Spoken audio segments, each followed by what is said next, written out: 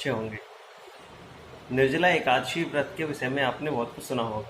निर्जला एकादशी व्रत, जिसे भीमसेनी एकादशी भी कहा जाता है, इस दिन आप कुछ ऐसा कीजिए ताकि आपका साल भर अच्छा जाए। आप जिस भी संकट से इस समय गुजर रहे हैं, जो परेशानी आपको है, वो परेशानी दूर हो जाए और इस दिन आपको मनोवांछित फल प्राप्त हो। इसके लिए एकादशी का व्रत किया जाता है। इसकी कथा, इसका महात्म्य, इसका चमत्कार कुछ इस प्रकार है जो मैं आपको बताता हूँ। 5000 वर्ष पूर्व जब भगवान श्री कृष्ण, ये मैं जो 5000 वर्ष बोल रहा हूँ, ये लगभग है क्योंकि सटीक गणना अलग है इसकी। लगभग 5000 वर्ष पूर्व जब भगवान श्री कृष्ण ने इस एकादशी व्रत के विषय में पांडवों को बताया था।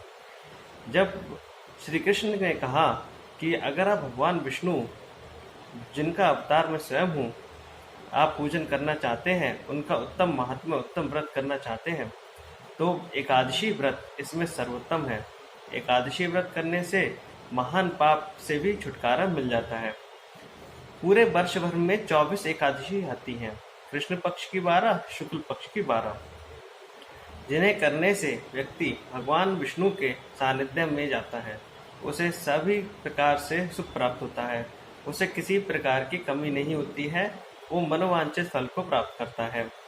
लेकिन भीम, पांचों पांडवों ने ये व्रत किया, लेकिन भीम ने कहा कि मुझे भूख अधिक लगती है, जिस कारण से मैं ये व्रत नहीं कर सकता, मैं 24 दिन भूखा नहीं रह सकता हूँ वर्ष में।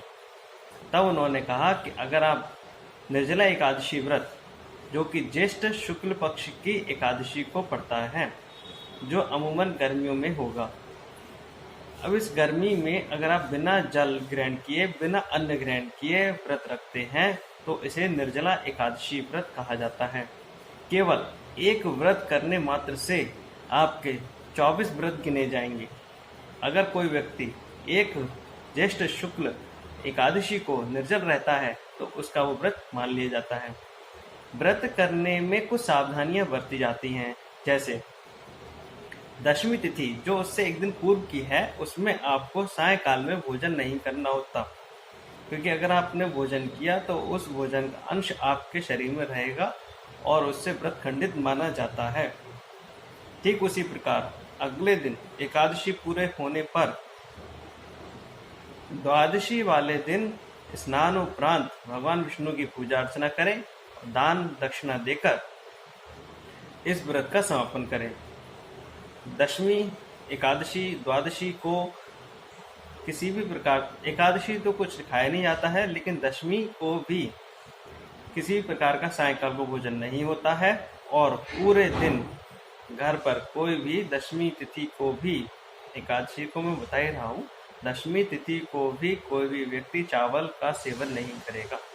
इसका मानना यह है, अगर हमने चावल का सेवन किया और वो चावल का कोई अंश रह गया, तो एकादशी में उसका पाप लगेगा, आपका व्रत नहीं माना जाएगा। कुछ ऐसी बातें होती हैं जिसके बाद में आपका व्रत पूर्ण होता है, क्योंकि जब आप एक दिन के व्रत करने से कुछ भी हासिल कर सकते हो, तो उस व्रत में पूर्ण सात्विकता, पूर्ण सटीकता होनी चाहिए। अन्यथा केवल भूखा रहना कुछ सिद्ध नहीं करेगा। आपको चाहिए कि आप सदा ही पूरे नियम से व्रत करें, क्योंकि आप जिस चीज के लिए व्रत कर रहे हैं वो भी कोई छोटा काम नहीं है, वो भी महान कार्य है जिसको आप सिद्ध कराना चाहते हैं। उस सिद्ध कराने के लिए आप एक दिन तो कर सकते हैं। तो मेरा मानना है कि आप सभी लोग एकादशी का व्रत अवश्य करें। मैं आपको बताऊंगा कि जो लोग एकादशी का व्रत नहीं कर सकते हैं किसी कारणवश, वो एकादशी का लाभ कैसे प्राप्त करें। एक भोजपत्र बाजार से ले लीजिएगा, जो पंसारियों की दुकान पर प्राप्त हो जाता है। चौकोर भोजपत्र आपको लेना है। इस पर बीच में केसर से या कुमकुम से या रोली से या हल्दी से, जो भी आप पर सुगमता से उपलब्ध हो सके, अगर हो सके तो अष्टगंध से। अष्टगंध क्या होता है आप जानते होंगे, नहीं जानते हैं तो कमेंट में मुझसे पूछ सकते हैं। इस पर भी, अष्टगंध पर मैं एक वीडियो बनाऊंगा। आपको किसी एक प्रकार से अनार की कलम, अनार की कलम कैसी होती है, अनार की जो डंडी है उसका अग्रभाग जो है उसमें कार्यों के अनुसार अंगुल नाप लिए जाते हैं। ये भी एक बहुत ज़्यादा वैज्ञानिक बात है कि कितने अंगुल की कलम बननी चाहिए।